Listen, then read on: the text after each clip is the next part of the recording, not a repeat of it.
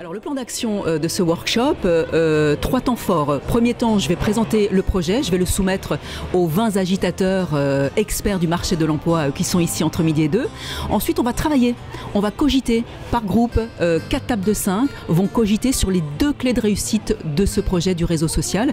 Et ensuite, Hold Up, animé par Léna Gettner, pour qu'on trouve tous ensemble un nom pour ce premier réseau social des compétences. Nous apprécions énormément ce type d'approche collaborative puisqu'aujourd'hui, le développement des savoir-faire pour remettre l'homme au centre des organisations est quelque chose qui ne se trouve pas dans les organisations elles-mêmes. Le test de son, ça marche? Ouais, c'est bon, ça marche? Ok, je vais parler plus fort, donc je vais monter le son. Ce côté décloisonnement, c'est ce côté où on enlève les statuts, parce qu'on est quand même dans une logique culturelle où on est très dans les statuts.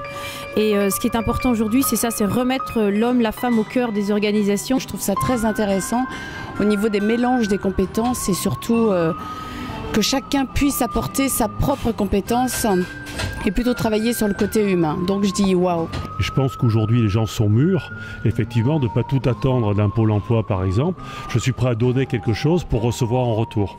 Et le fait de partage d'informations est toujours valorisant, et notamment pour la personne en recherche d'emploi, pouvoir se dire j'ai de réelles compétences à apporter à d'autres. Bonjour, pardonnez-moi pour le retard. C'était pour une bonne cause.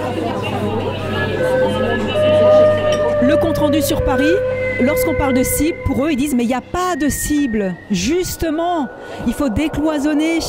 C'est toute cible, c'est géolocalisé sur un territoire donné, la compétence quelle qu'elle soit. Si on part d'un principe qu'il faut, dans ce réseau, donner pour recevoir, peut-être qu'on va commencer par donner des compétences avant de pouvoir en demander.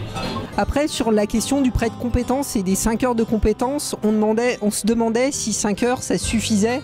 Et 5 heures, c'était 5 heures quand? Alors nous, pour les 5 euros, on n'est pas contre non plus, hein, mais 5 euros pourquoi? Donc payer pour voir, on pense que c'est pas possible. Sur le prêt compétent, ça je trouve, oui, ça je trouve que c'est vraiment une bonne idée et que c'est vraiment un plus par rapport à ce qui se fait sur les autres réseaux. Je pense que pour un DRH, ça peut être entre guillemets rassurant d'avoir quelqu'un qui est recommandé par un réseau dont il fait partie. La question pour moi de l'échange de compétences, de savoir que chaque individu en lui a des compétences et peut les apporter et peut être utile, me paraît très importante dans une société où il y a 20% de chômage, où on cherche tous du sens dans nos vies.